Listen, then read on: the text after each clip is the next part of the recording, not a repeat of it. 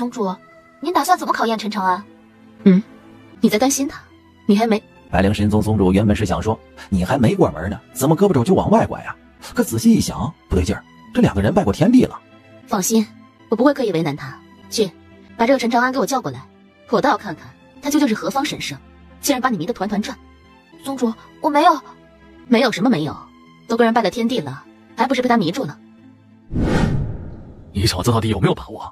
我跟你说，白莲神宗宗主那婆娘可不是好对付的，刁钻得很，年轻的时候比落水还难搞，你可得小心着点。你们当年有点故事吧？没故事不可能，只不过我们是同一代之中的佼佼者，自然知道的比别人多一些。你只要记住，这婆娘心狠手黑就行了。你就是陈长安，长得倒是不错。晚辈陈长安见过前辈。还挺傲气。就是你想要去我们百灵神宗的落水？前辈，我打断你一下，不是想要，而是我们已经拜天地了，他现在就是我的人了。楚宗主啊，现在咱们两大神宗也算是亲上加亲，何必……你给我滚一边去！周明渊，你最好给我老实点，否则别怪我把你当年的丑事都跟你说出来。此话一出，其他人都是眼睛一亮。这人闹着玩怎么抠眼珠子呢？楚小雨，我如今已经是太玄神宗的宗主了，你宗主怎么了？我还是百灵神宗的宗主呢，你多个屁！给我老实待着。宗主，身为男子汉大丈夫，怎么能够被人要挟？更不应该就此低头。要我说，不破不立。说，让楚宗主把他知道的事情都说出来，到时候他也就没有什么可以威胁你的了。滚蛋！你他妈就是想知道我的丑事，别的我不知道。你到底站在谁这一边？我站在八卦这一边。这个小王八蛋，我在帮你，你还想看我笑话？行，陈长安，你可以，你爱咋地咋地吧。你看看你，还生气了呢，一点幽默感都没有。陈长安能够如此放松随意的和周明渊交谈，这倒是让楚香云有些没有想到。此子确实有些不一样。我听说你的实力很强，落水在你手上无法撑过一招。在实力这方面，你确实够格成为落水的夫君，只不过仅凭这一点还不够。你对他是真心的吗？何为真心？何为假意？我只知道，既然当了他的夫君，我便有责任照顾他，疼爱他。他做了我的娘子，或许并不一定可以成为这个世界上最幸福的人，但若他有事，他的身前必然有我。除非……后面的话陈长安并没有说，但所有人都很清楚他的意思。所以你这一生一世只会有落水一个人，对吗？不对。有了落水还不够，那你还想要找多少个？我的故事你应该都已经听过了吧？落水看着陈长安点了点头。我入关之时有一位师傅，后来成了我的妻子。我闯荡之时曾有2位红颜，为我怀胎数百年。同样还有一些人，他们对我也是情根深重。我没有想要霸占所有人的心思，但我师傅以及那2位红颜都是我的至亲之人。若今日我为了落水隐瞒了他们，放弃了他们，恐怕你们也会瞧我不起。我陈长安并不是一个专情之人，这一点我并不否认，可我绝不滥情。你都已经有了这么多人，为何还来招惹落水？我百灵神宗最优秀的弟子，难不成还要去跟你做妾？妾？大家平起平坐，何来妾室一说？身为修行之人，生来却有高低之分，但无贵贱之别。楚宗主若是想要考验，可以随时开始。口舌之争又有何意义呢？不用了，你已经通过考验了。这婆娘怎么这般好说话了？几句话就给打发了，这也不像她的风格呀。说到底，这都是你和落水之间的事情。我身为长辈，不希望他走错路，选错人。你很坦荡，也很直接，只要落水没有意见，你们的事情我也不再过问了。多谢宗主成全。这还不行吗？已经到这个份上了，还不算过关？这究竟是哪个王八蛋搞出来的破考验？你他妈倒是给点提示啊！也不出题，也不提示，就他妈让你猜，这上哪猜去？连个范围都没有。如果不是让我过情关，不是和落水有关系的话，那我岂不是白忙活了？想什么呢？没什么，就是陈长安的话还没有说完，突然一股强大的气势将整个太玄神宗笼罩了起来。好强大的气势！对方的修为恐怕不只是神尊巅峰这么简单，难道是半步神帝？通天界域怎么会有半步神帝境界的强者？你们太玄神宗什么时候得罪了这样的人？这我怎么知道啊？况且通天界域也没有这样的强者才对，这一点你应该也了解。敢问阁下何人？来我太玄神宗所为何事啊？下一刻，一道身影出现在周明远两人的面前。萧云，听闻落水神女如今在你太玄神宗。萧云，你认识落水？何止是认识，她是我的未婚妻，我是来接她的。未婚妻？此话一出，周明远和楚香云都是心头一震呐。落水有未婚夫，这怎么可能？这位兄台恐怕说笑了。落水乃是我百灵神宗弟子，从小生活在百灵神宗之内。我身为百灵神宗宗主，可并未听闻他有什么未婚夫。不过夫君倒是有一个，落水已经成亲了。你说什么？他成亲了？不错。好，非常好，我倒要看看，究竟是谁敢动我萧云的未婚妻。我真的不认识他。无碍，放心，一切有我。难道说此人才是我通关的关键所在？我便是落水的夫君，你又是什么东西？竟然敢打着我娘子未婚夫的旗号招摇撞骗！这小子不要命了，这可是半步神帝强者，你一个神君境界，真的不想活了？蝼蚁！萧云不由分说，直接一掌拍向了陈长安。受伤了，原来这就是受伤的感觉吗？在身体受到伤害的那一刻，生命法则之力也在快速的修复着他受损的身体。有点意思。你在笑什么？关你屁事！你没事吧？放心，什么事情都没有。我不知道你是谁，更不认识你。你若敢杀我夫君，我绝不独活。不想让他死？可以，你跟我走，我放他一马。这样的蝼蚁也不配死在我的手里。不过，你当真不记得我？不记得，我更不会跟你走。走不走，恐怕由不得你。还打算用强吗？突然，落水心头一震，一段十分模糊的记忆出现在了脑海之中。我想起来了，原来是你。你还真是够无耻的，一切不过是你自作多情，我从未答应过你。想起来了吗？可我并不认为是我自作多情。落水，到底是怎么回事？宗主，事情是这样的。当年的落水只有7岁，原本一个人在玩耍之时，已经是成年男子的萧云突然出现。萧云盯着落水看了一会儿之后，便决定要让落水成为他的未婚妻。禽兽，7岁你都不放过！不管你承不承认，在我这里，你就是我的未婚妻。今天我要带你走，谁也别想阻拦。不要以为你有半步神帝的实力就可以为所欲为，你也别瞧不起人。不错，我们百灵神宗也绝对不会让你为所欲为。威胁我？你们2大神宗要是精锐尽出，对我还真是个麻烦事儿。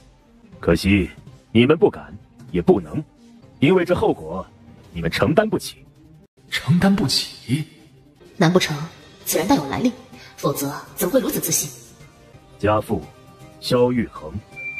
萧玉衡？萧玉衡？赤炎神帝萧玉衡？现在你们还有勇气说出先前那番话了吗？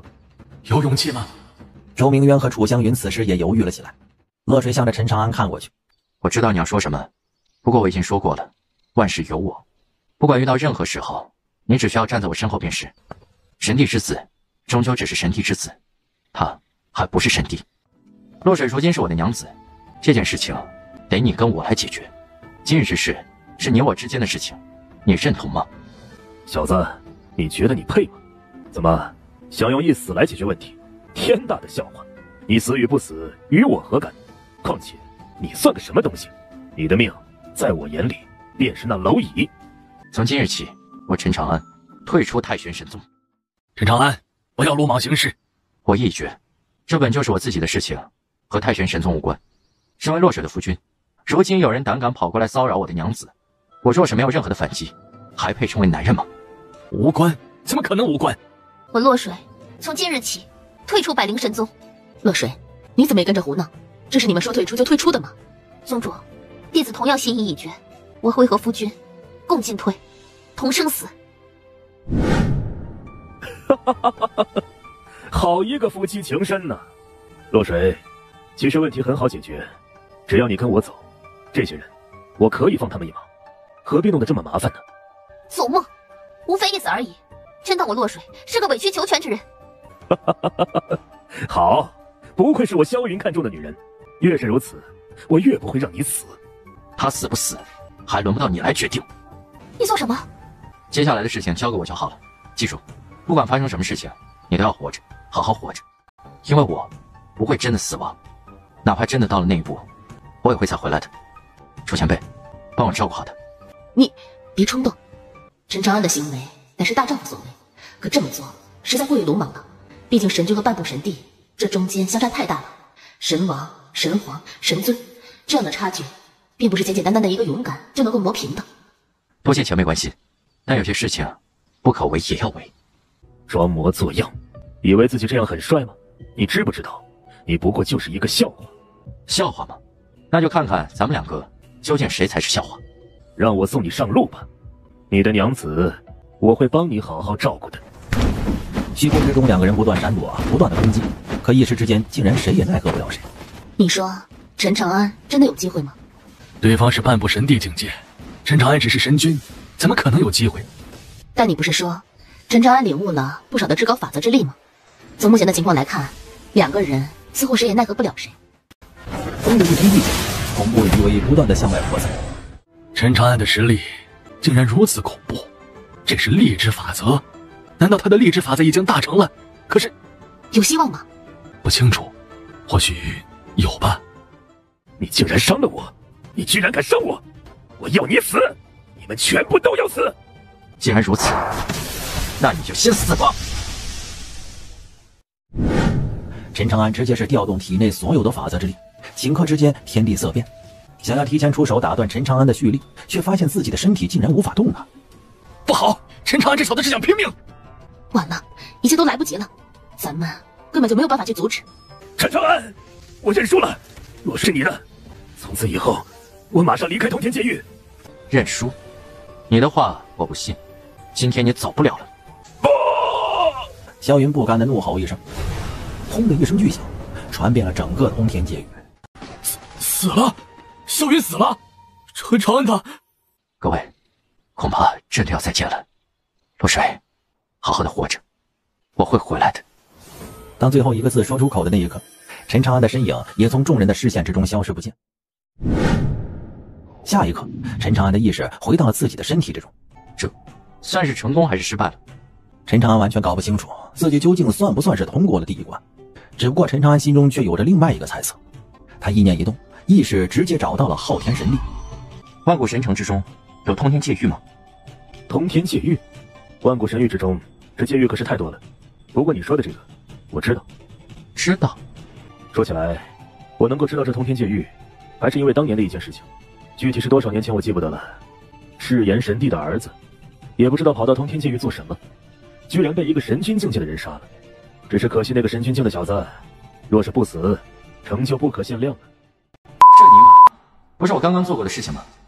你是什么时候出世的？你问这个干嘛呀？大概10多万年前吧。昊天神帝10多万年前出的世，而我杀了萧云的时候，昊天神帝还没有出世。也就是说，我刚刚最少是回到了10多万年之前。这个神脉的闯三关，究竟在搞什么？是专门为我定制的三关吗？你小子怎么突然想要问这些了？你去通天界域了？我在风龙界域，但是赤炎神帝的儿子其实是我杀的，我就是那个神君境。原来是你小子呀！我就说谁还能够这么变态呀？要是你，那就……你开什么玩笑？你之前不对，你他妈就是现在，也只是神将1重境界。你到底在说什么呀？你那么多年前就在神域之中了。那么多年前，陈长安怎么会在神域？而且还杀了赤炎神帝的儿子。赤炎神帝儿子被杀之后，后面的事情你知道吗？赤炎神帝报复了没有？那我就不太清楚了。陈长安之前的种种猜测，在这一刻都得到了证实。闯三关的第一关，将自己送回了10几万年，甚至是几十万年前的通天界域。难道这是未来的我安排的？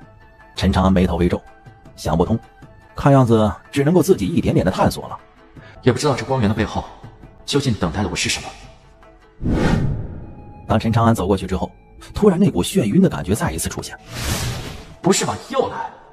闯三关，难不成就是过3世？下一刻，当陈长安的意识恢复之后，不由得苦笑一声。这一关不会也是让我死1次吧？闯3关，死3次，这他妈是给我安排的死亡体验。而且陈长安发现，这一次自己竟然一点修为都没有，甚至就连身体也有些问题，双腿似乎受了重伤。开局要不要这么凄惨呢？原来这就是寒冷的感觉，这辈子还没有过这样的体验。陈长安苦笑一声，然后呢，闭上眼睛开始修炼，否则的话，他可能撑不过2天时间了。不过几炷香的修炼时间，陈长安就已经完全脱胎换骨一般。长安，你醒了？你叫长安，你不记得我了？我是范毅啊。原来他叫范毅，我之前的事情都想不起来了，你能跟我说说吗？一定是被他们打伤了脑袋。没事，你忘了我告诉你。陈长安和范毅一样都是孤儿，两人8岁相识，一起流浪讨生活，相依为命。就在3天前，陈长安和范毅被人殴打了一顿。陈长安的伤势严重，一直昏迷不醒。范毅呢，便不顾自身的伤势，天天跑出去为陈长安寻找食物。长安，先不说这些了，你看我今天捡到了什么？有肉，好多的肉。你现在身体虚弱，赶紧好好补补。看着面前的食物，陈长安笑着摇了摇头。我的身体已经没事了，你先吃吧。放心，以后咱们2个绝对不会再过这样的生活了。以后怎样我不清楚，但是现在你必须把这些东西给吃了。你伤得那么严重，怎么可能？我不饿，你快吃吧。范毅还想要劝陈长安吃东西，可接下来陈长安却是直接站了起来。看到陈长安竟然真的已经完全恢复，范毅呢也是充满了震惊。你先吃，一会儿我帮你疗伤。陈长安也趁着这个功夫检查了一下范毅的身体，伤势很严重，不过还好并不致命。但最重要的一点是，范毅是天生绝脉，根本就不可能修炼。长安，你真的是我认识的那个陈长安吗？是也不是，如今的我可以修炼，可以成为强者，可以让你顿顿有肉吃，有新衣服穿，有好房子住。修炼强者？你成为传说中的修炼者，你是怎么做到的？忘记了一些事情，又记起了一些事情，不过这些都不重要了。走吧，我们也应该去做些事情了。做什么？有仇不报非君子，伤了人可不能就这么算了。长安，不如咱们还是回去吧，这尹家可不是好惹的，在咱们这儿那也是高门大户，咱们惹不起的。高门大户？范毅，你记住，这个世界很大，远比你想象中的还要大。你所谓的高门大户，不过是你眼中的高门大户罢了，但他们在别人的眼中，也不过是一群不入流的爬虫，皆为蝼蚁。多一事不如少一事，算了吧。长安，你已经可以修炼了，成为了修炼者，你未来的生活会很好，何必和这些人计较呢？我怕你出事儿，真的算了吧。放心吧，一个尹家而已。刚要前去敲门，便听到了一声巨响。范毅一脸震惊地看着陈长安，这大门竟然被一拳轰碎了，这就是修炼者的实力吗？妈的，2个臭乞丐，居然敢来尹家闹事儿！打，往死里打！下一刻，只见陈长安身影一闪，所有冲上来的护院全部应声倒地。这见鬼了吗？他们怎么都倒了？在范毅的眼中，陈长安根本就是连动都没有动啊。然而这些护院却全部都倒地不起了。这就是实力。你们是什么人？来我尹家做什么？讨债。讨债？开什么玩笑？2个乞丐来尹家讨什么债？原来是你们2个臭乞丐啊！怎么，上一次的教训不够，居然还敢跑到我尹家来放肆？废物就是废物！我尹家少爷的话还没有说完，陈长安直接出手，一拳将对方轰杀。您可是修炼者？若是我们尹家有什么得罪的地方，还请您大人有大量。您想要什么，我都可以给你。你们都死了，所有的东西都会是我的。不用劳烦您出手，我们尹家所拥有的一切，我愿意亲手奉上。好，那你就都拿来吧。知道我为什么没有灭了尹家满门吗？灭了满门？不知道，可我们已经教训他们了，而且还得到了这么多东西，难道这还不够吗？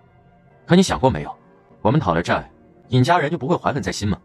应该会吧。一定会。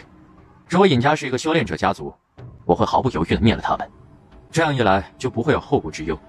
但他们不是，他们这辈子都没有机会找我的麻烦。况且我们马上就要离开了。我们要去什么地方？陈长安看了范毅一眼，这一关恐怕很大概率通关的关键就是在范毅的身上。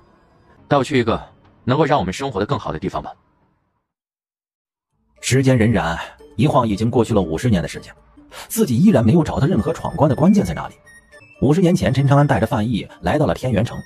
这50年，陈长安一步一步成为了城主，同样将天元城打造成为了雄霸一方的存在。我老了，但你还是如当年那般，我也不知道我还能陪在你身边多久。虽然你无法修炼，但再活上100年问题不大。你这2年是怎么了？没什么，就是最近经常想起从前，当年的我怎么也不会想到自己有一天可以成为这副城主，永远现在这么美满的生活。这一切都多亏了你。看着我家那小崽子越来越大，我就感觉自己越来越老。我觉得我可能大限将至了。大限将至？范毅怎么可能会大限将至？这么多年来，范毅并没有任何的伤病，而且年龄还不足70。陈长安连忙检查了一下范毅的身体，怎么会这么糟糕？你的天生绝脉，天生绝脉竟然爆发了。别看范毅现在看起来似乎和正常人无异，但身体已经达到了极限。如果不是范毅今天提起，恐怕不出1个月，范毅就会命丧黄泉。怎么不早告诉我？不想要再麻烦你了。这么多年来，你对我的照顾足够多了。这一次过来，其实是为了跟你告别的。我已经安排好了后事儿。难道说范毅的天生绝脉就是留给我的难题？我会想办法解决这个问题。别动，我先帮你续命。随着生命之力的输入，范毅的身体得到了改善，但效果并不是很明显。这绝脉的威力，竟然连生命法则都奈何不了。算了吧，不要白费力气了。能够活这么多年，活得这么精彩，我已经是赚到了。陪我喝一次酒吧，咱们好像已经很久没有痛痛快快的喝过一次了。听到范毅的话，陈长安笑着点了点头，随后命人准备了丰盛的酒菜。这第一杯，我敬你，敬你这些年来对我的照顾。这第二杯，还是敬你，敬你我之间的情谊。苟富贵勿相忘，你做到了。这第三杯，范毅一杯接着一杯的喝了下来，陈长安在一旁只是静静的看着，并没有阻止。一连敬了9杯，范毅这才坐了下来。我也敬你一杯，这一杯敬你当年对我的照顾。若不是你，恐怕在那个雪夜我就已经死了。这一杯敬你我这60年的情谊，这一杯敬你终于活明白了。这最后一杯，我要敬你，从今以后咱们将恩断义绝。陈长安洒脱地说完了最后一句话，喝了最后一杯酒。范毅平静地看着陈长安，直到他喝完了这最后一杯酒，这才缓缓开口：怎么看出来的？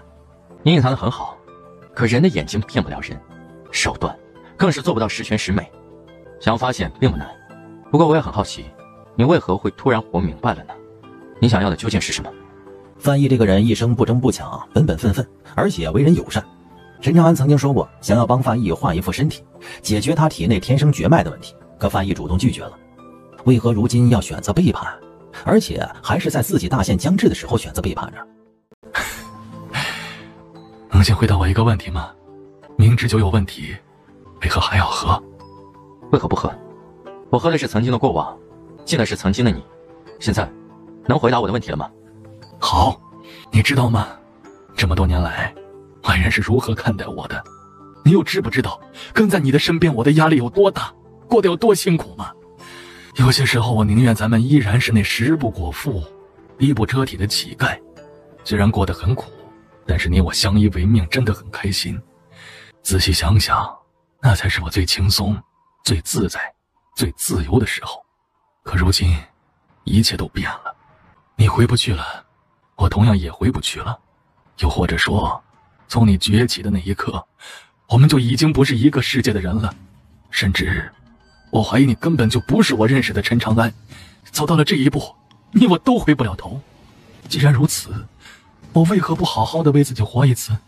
我要成为真正的强者，我不想要让人再说成是你身边的一条忠犬。你不是想要为我换一副身体吗？我觉得你的就不错。范毅说得很平静，就仿佛是在叙说一件和自己毫不相干的事情一样。陈长安静静地看着他，眼神同样的很平静。他也终于明白了，这一关原来是背叛。你觉得你能够成功吗？不确定，但我想试试。万一成功了呢？让你背后的人站出来吧，你一个人不敢这么做。不愧是天元城城主陈长安，我就知道什么都瞒不住你。我更知道，以你的脾气秉性，明知酒里有毒，你也会喝下去。杜若轩，果然是你，就这么迫不及待的想要吞并天元城，你觉得你有这个本事吗？有没有这个本事，如今不是已经很明了了吗？陈长安被自己最亲近最信任的人背叛，滋味不好受吧？我给你下的乃是无色无味，能够短时间内压制住神力的毒。这种毒并不致命，但却可以让你一身本领无处施展。虽然功效只有1个时辰，但这已经足够了。现在的你只能够任人宰割。我想知道你们2个什么时候勾结到一起去的？半年之前，半年，只有半年，这一次还真是谢谢你们两位了。智者千虑必有一失，过于自信还真不见得是什么好事。道谢。看来你已经有了对策了，是吗？知道为什么这些年我没有继续发展天元城吗？不是我能力不够，而是我不愿意。就凭你们这点小伎俩，还想要对付我，你们太天真了。说罢，陈长安伸手一挥，直接将杜若轩抓在了手中。这怎么可能？你怎么会没事？那酒你没喝？喝了，但这种手段真的很低级，就跟你的人一样低级。砰的一声巨响，杜若轩直接灰飞烟灭。你找了一个很低级的同伙，后悔吗？没什么好后悔的，一人做事一人当，能放过我的家人吗？不能。我知道了，动手吧。陈长安没有和范毅再多说一句话，随手一挥，直接抹杀了范毅的命。是为了让我体验一下这背叛的滋味吗？确实很不好受，不过我想这一关应该结束了吧。陈长安说完之后，意识便再一次回到了自己的身体之中。第一关是死亡，第二关是背叛，都是让陈长安体验从未有过的经历。那第三关会是什么？我还缺失了哪一部分？陈长安笑着摇了摇头，随后直接向着第三关的入口走了过去。就在陈长安在胡思乱想的时候，突然感觉到了一股力量，似乎想要将自己从阳台之中推出去。出生？我要出生了吗？生了，生了！是位公子，恭喜老爷，恭喜夫人。哎，小公子怎么不哭呢？我陈明楼的儿子自然是与众不同。小家伙刚刚出生就这么精神，果然与众不同。我儿必有大帝之资啊，将来成就必定在我之上。让一让，我看个弟弟。我也要看，我也要看。爹，我能抱抱弟弟吗？现在弟弟还小，看看就好了。父亲，我怎么感觉他的眼神有些成熟？我陈明楼的儿子有些奇怪也是正常的。哪有这么说儿子的？对了，名字你想好了吗？想好了，就叫陈长安。陈长安。听到这三个字，陈长安抬头看了陈明楼一眼。这个爹还挺懂事的，没给我随便安排个名字。这小家伙听懂我说的话了，看起来这个名字他十分的满意。不愧是我，果然智慧无双。长安，能行吗？这要是让爹知道了，不得打断我的腿啊！怕个屁，打断了在街上不就行了？你就说你想不想吧。当然想了，我都想好久了，可我不敢。长安，你怎么胆子这么大呀？你就不害怕吗？怕什么？他们又不打我。可他们打我呀。对呀，打你又不打我。要不算了吧，咱们回家吧。人已经来了，开弓没有回头箭，干！看到了吗？闭眼青云虎幼崽，你们有吧？没有吧？啊！每次两人相见，对方都会不厌其烦地说出这同样的一番话。你们这是什么表情啊？不是你们叫我出来，想好好的欣赏一下我的闭眼青云虎吗？动手！随着砰的一声闷响，那少年应声倒地，只留下闭眼青云虎幼崽一脸懵逼地看向陈长安两人。真的要这么做吗？省得他天天炫耀。干了！好，干了！当陈家人找过来的时候，早就已经不见了陈长安兄弟二人的踪迹了，只看到了昏迷不醒的少年。这不是杨家的公子吗？怎么糟了？当看到杨家公子在此地昏迷的那一刻，陈家就觉得恐怕糟糕了。你们两个还知道回来？你们到底把闭眼青云虎弄到什么地方了？现在咱们家都快被杨家人霸占了，连吃带喝的都已经半个月了。老二，大哥，我是一个女孩子，能不能不叫我老二啊？行，龙龙。哎呀，我叫陈龙江，不叫陈龙了。哎呀，不过就是一个称呼而已，计较这么多干什么呀？家里什么情况？爹的反应呢？家里情况都快乱套了。至于爹的反应，爹说了，等你回家就打断你的腿。长安，这事你得帮我呀，都是你说的主意啊。你可别赖我，是不是你动的手？闭眼青云虎幼崽是不是你卖的？好处是不是都进了你的兜？这跟我有啥关系啊？我就是个看热闹的。你看什么看啊？长安才8岁，他还是个孩子呢。你天天不学好，还带着长安，有你这么当大哥的吗？爹说了啊，长安要是学坏了，打断你2条腿。事已至此，我也别无他法。老二、老三，你们回去吧。我决定了，从此以后浪迹天涯。等我功成名就之后，定会重回陈家。走，你走得了吗？兔崽子，你还知道回来？还想要走？还想要浪迹天涯？打断你的腿，我看你往哪走！爹，那个这事儿，这一切都是我出的主意，所有的事情都是我让大哥做的，要罚就罚我，这事情跟大哥一点关系都没有。还得是亲兄弟啊！虽然嘴上说着跟我无关，可到了关键时刻真给力。行了，也知道你们兄弟情深，可你才多大？这事情是你能够决定的吗？都是你大哥，小小年纪不学好，居然还带着你胡闹。爹，这事情真的跟我没关系啊！长安都说了，这是……呸！陈长平，你看看你还有个当大哥的样子吗？自己闯了祸，让你弟弟帮你背锅，你就是这么当大哥的？这些年我是不是对你太宽松了？陈长安说的是实话，我说的也是实话，可为啥就是没人相信呢？我帮不了你了。哎呀，这事不怪你，都是咱爹太糊涂了。话音未落，我糊涂吗？爹，不糊涂，你一点也不糊涂，都是我的错，我认打认罚。长平，你要记住，你是大哥，你要做一个表率，不要觉得爹对你过于严厉，爹这都是为了你好。爹，我知道您的良苦用心。好，既然你知道就好，站好了，别动。不是，爹，我都认错了，还打呀？爹是为了你好。当陈长平再次回到陈家的时候，已经鼻青脸肿，认不出他原本的模样了。看到陈长平这个样子，原本怒气冲冲的杨家人瞬间也不好发作了。陈长平，你这个王八蛋！听到儿子的话，杨家主毫不留情的一巴掌拍了过去。这是在陈家，骂什么不好？骂陈家大少爷是王八蛋，岂不是骂了整个陈家？爹，你打我干嘛？给我闭嘴！哎，陈兄见谅，小子口无遮拦，得罪了。无妨，这事情也是因为我们陈家而起，可以理解。能不能问一下令郎，那闭眼青云虎究竟弄到了什么地方？弄到了什么地方？陈明楼也不知道应该怎么回答，于是呢便向着陈长平看了过去。陈长平随后呢又看向了陈长安。其实我第一次见到闭眼青云虎的时候，我就从他的眼神之中看到了一抹忧伤。什么意思？你要表达的是什么意思？我看得出来，他在向我求救。我这个人心软，人善，长得帅。说重点。说重点？好吧，为了能够挽救闭眼青云虎，所以我和大哥做出来了一个不应该做的决定。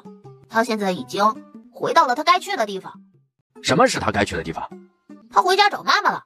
你们当真忍心看着他们骨肉分离吗？你们怎么会如此狠心？罪过，罪过！让诸位见笑了，这孩子打小就心善。不管怎么说，这件事情也是我们陈家的责任。不如这样吧，损失了多少我们陈家负责。哎，都是小辈之间打打闹闹，无伤大雅。那闭眼青云虎其实也算不上什么太好的神兽，就是当个宠物养罢了。算了吧，你们两个臭小子就不知道给我省点心呐！陈明楼无奈地叹了一口气，随后帮助陈长平恢复了他的伤势。长平，你先回去好好修炼吧。是，爹。龙娇，你也先回去吧，我有事情跟长安说。好的，爹。你大哥这个人比较耿直，没有那么多花花肠子。别以为我不知道，这事情是你挑唆的。咱们陈家在这前园界域，虽不是什么顶级世家，但也算是有些名气。你知不知道，单单是陈家，就有多少双眼睛在盯着你们？尤其是你大哥，多少人对他少家主这个位置虎视眈眈。你切记不可再这般胡闹了。我心中有数，您老人家就放心吧。你这臭小子，什么叫老人家？你爹我正当年呢。是，您正当年。我能走了吗？不能，你如今已经8岁了，该开始修炼了。你大哥5岁就开始接触修炼了，让你多胡闹了几年，你也该知足了。身为修炼者世家，记住，实力才是硬道理。如果我们陈家没有实力，今日之事，你觉得可以这么轻易就解决吗？修炼，听到这2个字，陈长安也是无奈地叹了一口气。你们就从来没有检查一下我的体质吗？我没有办法修炼。此话一出，陈明楼整个人都懵了，连忙仔细地检查了一下陈长安的身体，发现竟然真的是无法修炼。是不是搞错了？要不要仔细检查一下？对呀，长安这小子从小就与众不同，怎么可能无法修炼呢？这一定是搞错了，绝对是这样。我亲自检查的，确实无法修炼。长安的身体根本就没有办法将吸收的能量储存起来，就算他吸收能量的速度有多惊人，都是无用功。爹，有没有办法解决长安的问题啊？我还在想，长安，爹一定会想办法帮你的。就算是不能修炼也无妨，你是我陈明楼的儿子，我看谁敢说你是废物。有爹在，必定护你一世周全。陈长安倒是并没有太多失落的地方，既来之则安之。不过陈明楼的态度还是让陈长安很舒服。长安，这是我刚给你买的，喜欢不？长安，这是我给你弄来的，你看看好吃不？自从知道陈长安不能修炼之后，陈长平和陈龙娇两个人天天往陈长安这边送各种好吃的好玩的。我是不能修炼，你们这样让我感觉我好像是残废了一样。这有区别吗？长安，大哥不会说话，他脑子不好，你别介意啊。我们这不是为了关心你吗？你放心，姐姐一定会想办法让你可以修炼的，一定。还有我，大哥也一定会帮你想办法的。哎呀，你能不能别许我说话？我是你大哥，你能不能尊重我一点啊？不能。你们能不能别在我这儿吵？该干嘛干嘛去吧，我真没事儿，就是不能修炼而已。陈长安好说歹说，这才将两个人请出了自己的房间。长安这小子，别看年纪小，但成熟的早。他这是在强颜欢笑，不希望我们担心。咱们一定要想办法帮他，平时也不能冷落了他，不然我怕他幼小的心灵会承受不住。我知道，大哥，你也得好好交代一下族中其他同龄人，要是他们敢嘲讽挑衅长安，绝对不能轻饶，务必要让长安感觉到和以前没有任何的变化。哼，谁敢欺负长安，打断他的腿。打断腿，会不会狠了点啊？不狠不管用，不让他们受到一些深刻的教训，必然会再犯。好，我知道了。我真的不用安慰，我是真的不在乎这些。娘知道你不在意这些，你是我的儿子，我还能不了解你吗？你从小就和别的孩子不一样，娘知道，你其实很早之前就知道自己不能修炼了，对不对？娘这一次过来是想要问问你，你以后有什么打算？打算？暂时还没想过。娘亲帮你想过了，我说你听，看看你觉得哪个合适？哪个合适？这是给我想了很多。您说。好，娘手上有一些产业，能够保证你一辈子衣食无忧。你若是想从商，日后这些产业都交给你打理。如果你不喜欢从商呢，也有别的办法。娘动用关系，帮你找个好点的媳妇，到时候让你媳妇护着你。这个要是也不喜欢，那就……不得不说，顾云梦是真的认真的为陈长安考虑了很多。都不喜欢？好，娘知道了。你放心，不管用什么办法，娘一定会让你能够修炼。有件事情我一直都想要问你，为什么从你出生之后都不愿意跟我一起住？啊，你们两个正当年，住在一起比较尴尬。尴尬？是有什么尴尬的？你这小子瞎说什么大实话？走了。哎呀，这都叫什么事儿？算了，还是想想办法，看看能不能修炼吧，尝试一下吧。一晃过去了1个月，这1个月陈长安一直都没有走出自己的房间。这在陈家人看来，便是陈长安接受不了这样的打击，留在房间之中自闭了。这一次还真是难住了，算了，混吧，简简单单的混过这辈子算了。还好从来没有定亲过，否则的话，狗血呀！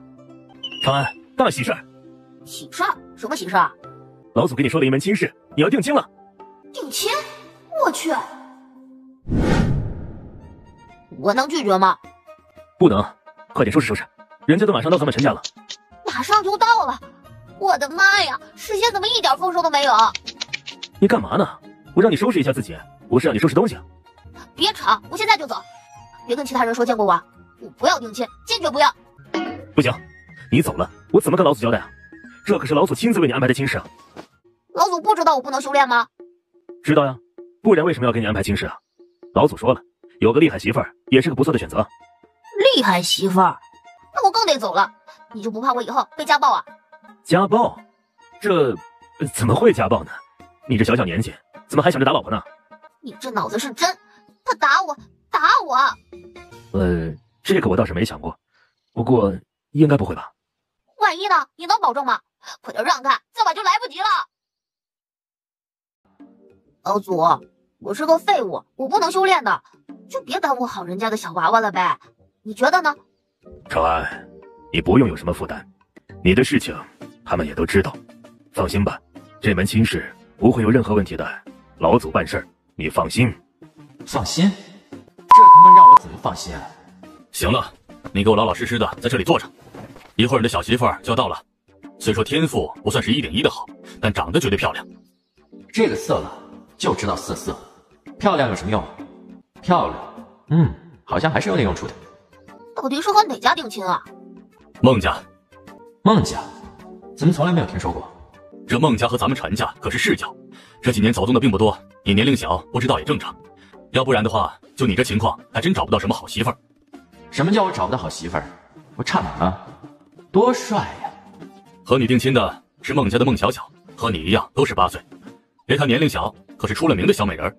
一会儿人家到了，你可得给我稳重一点，别给我弄出来什么幺蛾子。您就瞧好吧，我绝对稳重一点。这小子不对劲儿。都是自家人，不用这么多礼数。这就是小小吧？果然是个美人坯子。前辈，陈长安是哪位呀？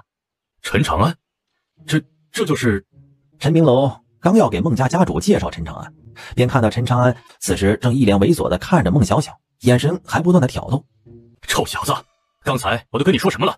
你，那个孟兄啊，我家这小子呀，就是喜欢胡闹，他平时可不是这个样子的。他，妹子，你就是我未来的老婆吗？嘿嘿，你长得真好看，来，让哥哥亲一口。那个，这个吧，就是那什么，你明白吧？我觉得你应该明白了。我应该明白吗？这小子这么猛的吗？就在众人不知所措的时候，孟小小竟然主动的在陈长安的脸上亲了一口。是这样吗？静，鬼一般的安静啊！在场众人集体石化，就连陈长安也没有反应过来。这丫头占老子便宜！哎呀呀呀呀呀呀呀呀！这成何体统啊！你这丫头怎么一点深沉都没有呢？你怎么能随便就亲人家呀？爹，是您说的要让我老实一点，听话一点，我做的不对吗？是让你老实一点，听话一点，可是你也不能什么都听吧？人家说亲你一口，你就真的过去亲人家一口啊？咋就没点自己的主见呢？哎，孟兄，都是小孩子，不碍事，不碍事。什么不碍事啊？你是儿子。对，我是儿子，不对，我生的确实是儿子。可这2个孩子不是马上就要定亲了吗？那不就是一家人？你说对不对？自己养的小白菜，怎么就这么容易让一个小猪羔子给拱了呢？你们还要定亲？定，必须定！你小子可别占了便宜不认账。好，那你别后悔。妹子，走，哥带你出去玩，让他们在这商量吧。对，你们2个在这待着也没什么用。长安呐，你就带着小小出去玩玩。对了，你打算带他去哪儿玩啊？欢乐坊。哟，欢乐坊啊，这可是个好。说到一半，陈家老祖突然反应过来，这他妈可不是个好地方了。这兔崽子才8岁，怎么就想着去这种地方？你他妈还知道欢乐坊？未来岳父大人，你别看我年纪小，但我可是常客。你就是这大大小小的欢乐坊，就没有我不知道的。如数家珍，门儿清。您去吧，我带你一个，就算我孝敬孝敬您来。你还挺会来事儿，我是不是还得谢谢你呀？不用客气，都是一家人应该的。这孩子从小就是个人精，他就是不满意给他定亲，在这胡闹呢。我们陈家什么样，你也不是不知道，怎么可能会放任他去那种地方？你别中了这小子的奸计。陈长安，你能不能给我老实一点？我告诉你，不管你怎么胡闹，这婚事都不可能改变。完了，这是板上钉钉，没跑了。哎，可惜了，你这个小儿子呀，还真是个人精，才8岁，心眼子就这么多。若是能够修炼，绝对成就不凡。哎，虽说我这小儿子不能修炼，但你放心，定亲跟着他呀，绝对不会吃亏的。他这小子特别护短，这倒也算是一个优点。小小，那你先跟着这陈长安去玩吧，剩下的事情我们大人来处理。知道了，爹。木已成舟，陈长安也没有别的办法。你真的就打算和一个从来没有见过也没有感情的人定亲吗？不知道，这是老祖和爹爹安排的。你就没点自己的主见吗？主见？别说了，我在家未必过得更好，还不如来你们陈家，你们陈家一定会对我更好的。在家过得还不如陈家。你在家受欺负吗？孟小小并没有回答，可从对方的表情之中，陈长安看得出来，应该是受过欺负。想要改变命运，有些时候靠的是自己，只有自己足够强大，别人才没有机会，也没有胆量去欺负你，懂吗？我懂，可我的天赋并不算特别出众。没事，我教你。一晃便是8年的时间。孟家那边有什么反应？他们不会真的后悔了吧？那倒是没有，长安虽然差了点，可咱们陈家并不差。孟家就算现在真的有些后悔，也不会提出来的。什么叫长安差了点？我的儿子比谁差？你告诉我，他比谁差？不差，一点也不差。这还差不多。不过小小这丫头，我是越看越喜欢。为了避免夜长梦多，不如直接让他们烧米煮成熟饭吧。我这个夫人怎么比我还要大胆？不过这倒也确实是个好办法。他们两个这些年感情培养的不错，形影不离的。这几年长安外出历练，龙啸也去修炼了。要是没有小小的话，长安一个人也很无聊。不过毕竟才刚刚16岁，会不会早了点？早是早了点，不过他们两个应该……家主、夫人，不好了，小少爷他走了。走了？什么意思？死了？不是死了，是离开了。这是小少爷留下来的书信，遗书都留下来了。这小子怎么就这么想不开呢？你他妈有病吧？你就这么盼着你儿子出事？走了，离开了，不是死了，还遗书？你信不信我让他变成遗孤？有这么当爹的吗？老娘这么好的脾气都忍不住了。不愧是我儿子，真帅，真霸气。看完了书信之后，顾云梦脸上满是自豪之色。咋了？滚蛋！别呀，让我看看。陈长安这封信的内容很简单，陈明楼看过之后，不由得也是皱起了眉头。这小子太鲁莽了，就这么两个人过去，吃亏了怎么办？陈明楼也没有想到，陈长安竟然带着孟小小回了孟家，其目的也很简单，耀武扬威，扬眉吐气。吃亏？你觉得长安是个吃亏的主吗？他既然敢这么做，就一定有自己的算计，这才是男子汉大丈夫。未婚妻受了欺负，要是不管不问，那才不算个男人。不愧是我的儿子，就是霸气。看样子这两人已经走了一阵子了，现在追恐怕也未必追得上吧。罢了，就让他们自己闹腾吧。紧张吗？不紧张，不过真的要这么做吗？为什么不？这么多年来，你人虽然不在孟家，可他们的侮辱停止过吗？记住了，只有实力才能够让这些人闭嘴。况且，你这属于荣归故里。多亏了有你，否则的话，我不会在这短短几年的时间里成长这么多。你明明这么厉害，为何不能修炼？我只是身体出了点问题，又不是脑子不好。我是懂得多，但自己不能够修炼。你能够有今天的成绩，和自己的努力也离不开。记住，不要再唯唯诺诺。回去之后，有仇报仇，有怨报怨。好，我记住了。这就是陈家那个废物，长得倒是人模狗样的，也不知道陈家是怎么想的。这样的废物不好好关在家里，还让他跑出来丢人现眼。谁说不是啊？这要是我都不好意思走出自己的房门。小小以后要嫁给这个人，还真是般配啊！没错，废物配废物，绝配。这些就是你的那些兄弟姐妹。就是他们，你们最好把嘴巴给我放干净一点。和他相比，你们才是真正的废物。这才几年不见，小丫头长大了，脾气也长了，居然还敢反驳了。哟，真是没看出来，去了陈家几年，脾气倒是长了不少。跟他相比，我们是废物。简直是滑天下之大吉，他凭什么跟我们相比？就凭他是陈家的小少爷，谁还不是公子小姐了？用身份压我们吗？你想多了吧，真是无知，无知可笑。孟小小抬手就是一巴掌。孟小小，你好大的胆子，你居然敢动手，你还有没有？我让你说话了吗？反了天了，你简直……孟小小，你疯了！孟小小的动作很简单，谁说话赏谁一巴掌，一巴掌晕倒一个。孟小小，大家都是兄弟姐妹，你这般行为是否有些过分了？当真以为没有人能够奈何得了你吗？过分？你不觉得你现在这些话很可笑吗？我是你大哥，你就是这么跟我说话的，你还有没有一点尊卑之分？这几年在陈家，你就学到了这些。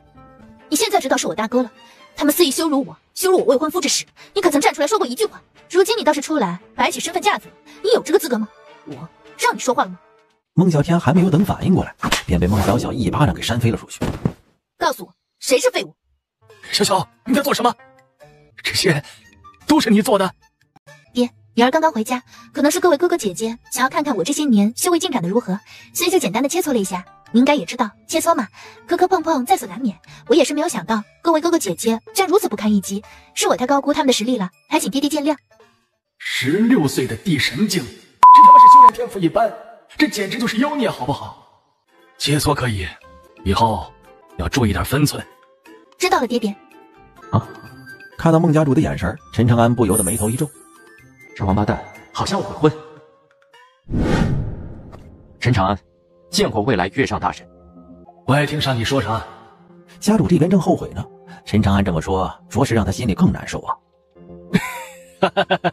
贤侄啊，多年未见，过得可还好啊？修炼的问题还没有解决吗？都是小问题，解决不解决都没用。我虽然不能修炼，但我未来夫人厉害，您说是不是？是啊，我们家小小啊，确实十分的优秀，真的很优秀。孟小小这么优秀，你觉得自己还配得上她吗？这话说的非常对。不过小小现在是我们家的，毕竟只有这么优秀，才能够配得上我。陈长安这番话的杀伤力有，但并不致命。可一旁的孟小小一脸认真的点头，让孟家主有些绷不住了。你点头什么意思？你还挺认同他的话。老祖啊，这婚事儿，我觉得咱们应该再商议商议。老祖，您是不知道，小小如今不过才16岁，但是修为已经到达了地神境。您知道这意味着什么吗？此话一出，孟家老祖也是心头一震。16岁的地神境，放眼整个乾元界域，恐怕都没有人能够与之媲美。您觉得这婚事当真还合适吗？唉，小小的天赋当年是我亲自检查过的，不会出错。会不会是因为这些年在陈家那边因为陈长安的关系做了什么，所以才让小小的天赋发生了这么大的改变？若是如此的话，咱们就更不能悔婚了，这不合适。别忘了，陈家与我可是有救命之恩。老祖，我知道您和陈家老祖之间的关系，可您觉得这事情和陈家有关？若是陈家有这样的本事，不会用在自家人身上，反而用在小小的身上，必然是随着小小的年龄的增长，修炼的天赋慢慢的发生了改变。况且我也不是悔婚，只是觉得小小不合适了。